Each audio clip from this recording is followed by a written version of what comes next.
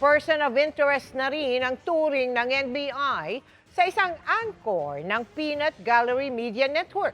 Kaugnay ng umunoy pangingikil kay dating Speaker Martin Romualdez. Nakatutok si John Consulta. Please po. Pwedeng tayo muna kayo harap.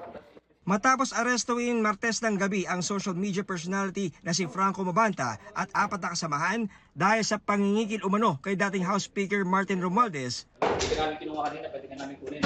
Pero we waited for the fraction to be consummated. Okay? May iba pang personalidad mula sa Peanut Gallery Media Network o PGMN ang tinitingnan ng NBI. Isa na dito ang PGMN anchor na si CJ Hiro. Ayon kay NBI Director Melvin Matibag, kasama si Hiro sa inireklamo kaya itinuturo siya ngayong person of interest. Sinabi niyang bilang bahagi daw ng pangingikil, may ipinadalang video clip si Mabanta kay Romualdez na makakasira daw sa kongresista at naroon sa video clip si Hiro. Yung video na ginamit na clip, siya yung nandoon eh. Ipapatawag namin siya. We will go through the process.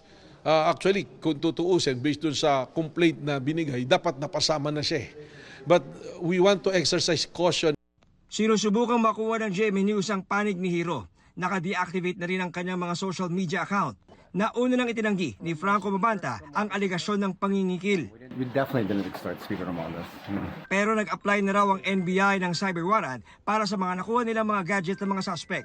Nakausap din ng GMA News ang isang NBI agent na nakipagkita sa mga kasamahan ni Mabanta para maghatid ng pera. Nag-instruction sa amin na dalhin ito sa isang lugar sa Pasig at ibang tao yung magtatanggap.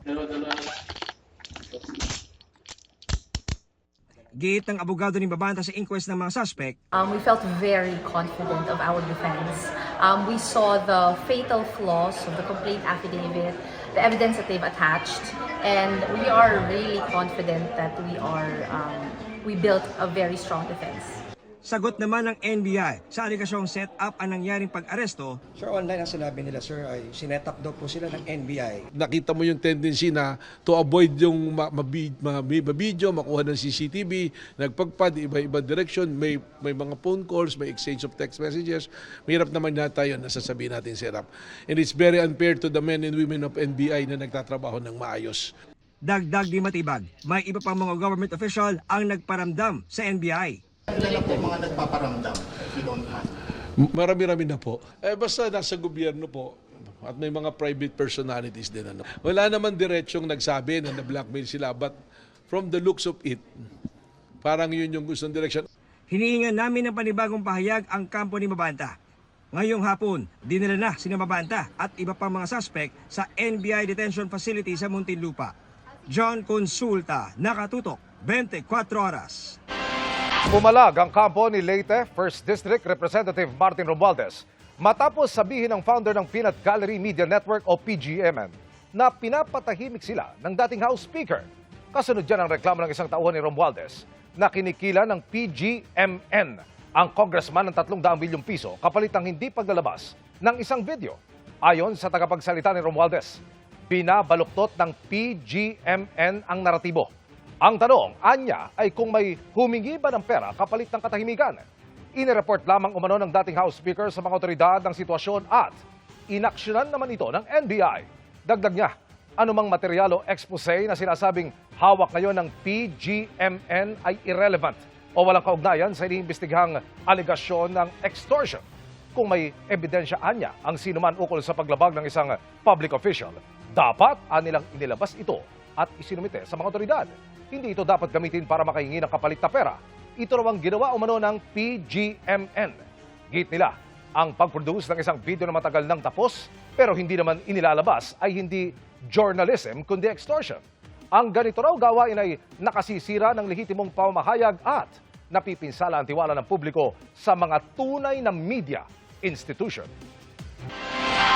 Sa kabila ng giit ng palasyo na hindi naging magkaibigan sina Pangulong Bongbong Marcos at Franco Mabanta, ilang dating post ng Pangulo ang nagpapakita na naging vlog producer niya ito. Pero hayagan din ang suporta ni Mabanta sa mga Duterte at sa Uniteam noong 2022. Nakatutok si Ian Cruz. Lumikha ng ingay ang pangalan ng social media personality at political content creator na si Franco Mabanta nitong Martes nang maaresto siya at 4 na iba pa ng NBI dahil umano sa pangingikil kay dating House Speaker Martin Romualdez. Maring itinanggi ni Mabanta ang ibinibintang sa kanya at mga kasama bago nakilala bilang founder ng Peanut Gallery Media Network. Nagsimula muna siya bilang commercial model at VJ ng isang music channel noong early 2000s. Naging events host din siya. Kalaunan ay nakilala siya sa social media at isa pa nga sa mga inimbitahan sa pagdinig ng Senado noong 2017 kaugnay sa pagkalat ng fake news at disinformation kasama ang ilang kilalang vloggers at social media personalities. Naging producer rin si Mabanta ng vlog ng nooy dating Senador Bongbong Marcos base sa videong ito na pinost ni Marcos noong 2018 at noong March 1, 2018, pinost ni Mabanta ang surprise birthday party para sa kanya sa Forbes Park kung saan kasama sa sumurpresa sina Marcos at asawa niyang si Lisa na tinawag niyang tito at tita. Sa isang Facebook post noong September 13, 2019, karawan ni Marcos, sinabi ni Mabanta na naging strategist at chief social media director siya ng mga Marcos, bagay na hindi niya naranasan sa kanyang buhay. Pero sa press briefing ni Yusek Claire Castro sa Malacanang, sinabi nitong hindi naging kaibigan ng Pangulo si Mabanta, sabay sabing dapat daw tingnan ang kaugnayan ni Mabanta sa mga Duterte. Kung titingnan ang mga social media post ni Mabanta, malinaw ang kanyang pahayag ng suporta para kay dating Pangulong Rodrigo Duterte. May mga larawan din siyang pinost kasama si Duterte noong 2017 at 2018. May 31, 2019 sa isa ring Facebook post, binati niya ng happy birthday ang anyay formidable na si Sara Duterte. Nang magsimula rin ang kampanya noong eleksyon 2022, hayagan din ang kanyang pagsuporta sa unity ni Marcos at kanyang katandem na si Duterte, pati na sa kanilang senatorial slate.